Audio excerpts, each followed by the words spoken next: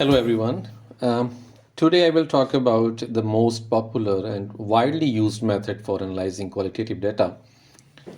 I hope you have read about thematic analysis, or maybe you have read some articles that use thematic analysis.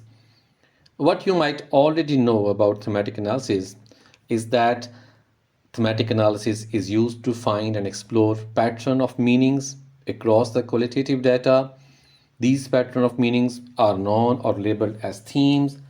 Researchers from different disciplines use thematic analysis to analyze qualitative data, and that is why the theoretical approach and epistemological understanding to use the method for analysis may be different.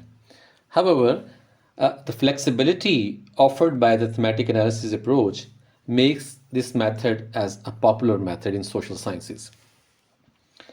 Thematic analysis may be applied on a variety of primary or secondary qualitative data, for example, newspaper articles, archival records, data collected through interviews and focus group, and that also makes it more popular to practice. But now today I am going to talk about reflexive thematic analysis. Braun and Clark, who are seen among the pioneers who systemized the thematic analysis to be used in social sciences, they wrote an article in 2006, and its title was Using Thematic Analysis in Psychology. With that article, they first advocate thematic analysis as a theoretically flexible method that can be used to find pattern of meanings in connection with different epistemological and ontological positions. This article, according to Braun and Clark, was a footstep towards reflexive thematic analysis. In 2019, they write their reflection on reflexive thematic analysis, where they bring back their thoughts and assumptions from their article published in 2006, and then they connected it with their ideas that evolved throughout these years.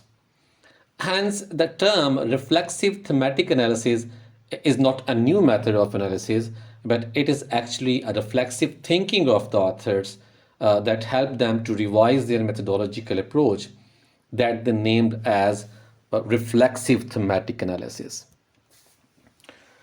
well, let us have a look at reflexive thematic analysis now. Brown and Clark reflect on thematic data analysis as creative, reflective, and subjective approach to do analysis.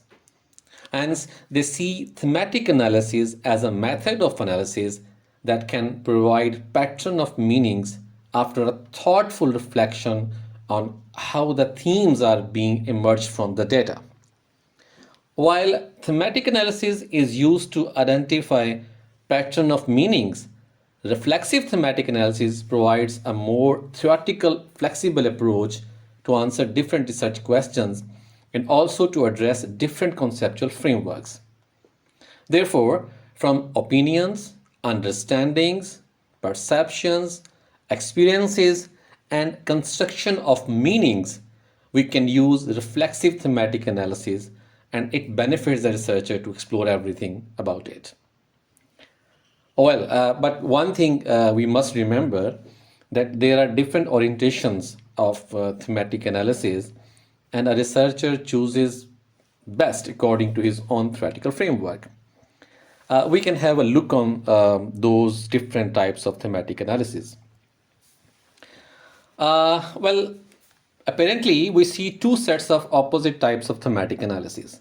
First set includes inductive and deductive thematic analysis, and then the second is semantic and latent thematic analysis. In inductive thematic analysis, that is a bottom-up approach. Researcher is keen to code data and emerge themes as they are grounded in the data. Hence, the existing concepts or ideas should not interfere with the analysis while the researcher is doing coding or developing the themes. On the other hand, deductive thematic analysis is opposite to inductive analysis. The researcher employ existing concepts as themes to go through the data with a top-down approach. Hence, the analysis is somehow restricted and bound to the already existing ideas and concepts. Now, the thematic analysis. In analysis, the researcher is interested in the explicit content of the data as it appears to him or her. So this is more of a surface level analysis, and researcher can use inductive or deductive approach to do semantic analysis.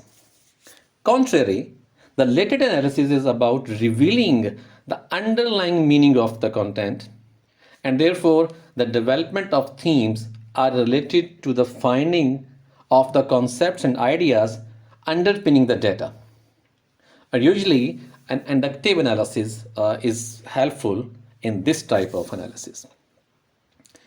Another type of thematic analysis is called constructionist content analysis. This is interesting, and in my opinion, this is a good approach to be used if someone is interested to understand how people make meanings and what are the meanings of those meanings that helps to understand the construction of reality. So you see, there is a already existing constructionist framework which tells you that there is no absolute reality. So if you are following that epistemological position, then constructionist thematic analysis is a good way to do it. To do this. This is not a rigid. There is not a rigid line to draw that can help to choose one type of thematic analysis. However, researcher can use a cluster of more than one type of thematic analysis. Sometimes researchers plans to use both bottom-up and top-down approaches to analyze qualitative data. Sometimes latent and semantic thematic analysis are both a researcher may want to explore. For example, if I want to explore a social life experience and I want to use thematic analysis, then I will be interested in constructionist thematic analysis.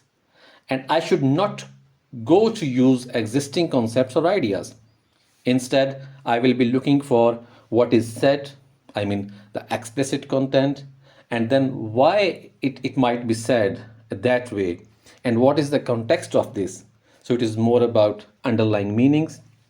In this way, I will be able to find how the meaning making is happening in the data.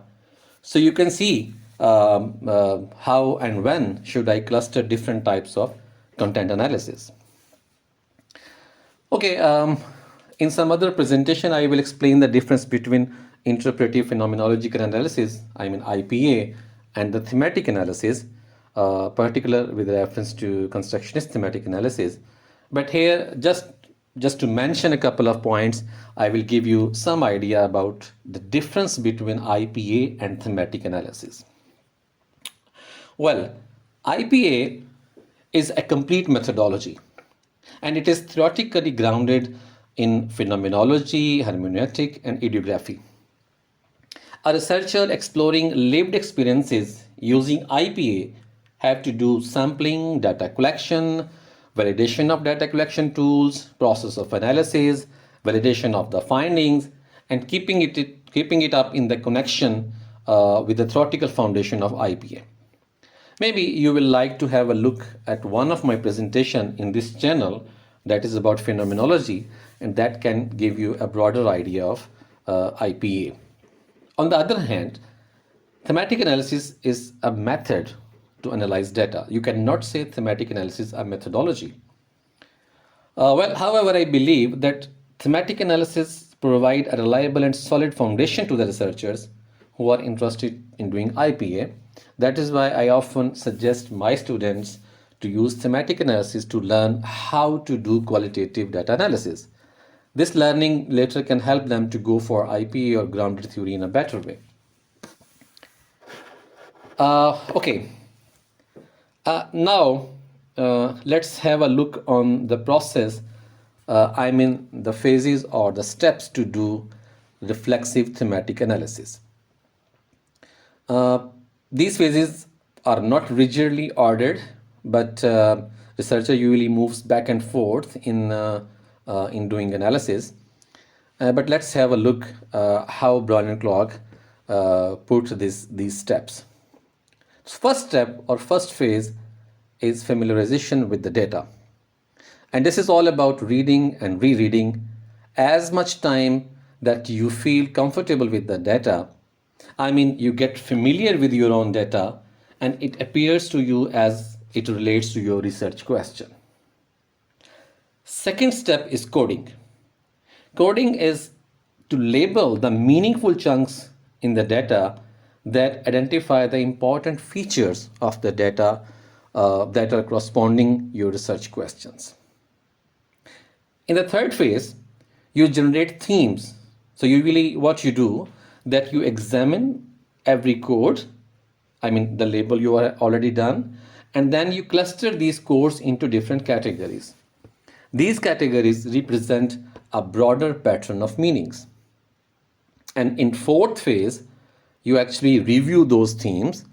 It is just like you validate your own themes by examining and reviewing it with your dataset and revising and refining those themes as required. And then in the fifth phase, you define and name the themes. And at this stage, you actually elaborate your themes, give them a formal informative names, and you develop a detailed description of each themes that will help you to write up the analysis. And sixth and the last stage of reflexive thematic analysis is to write a rich reflexive description of each theme, providing details and also connecting your analysis to the evidence from the data and then the contextualization of that data.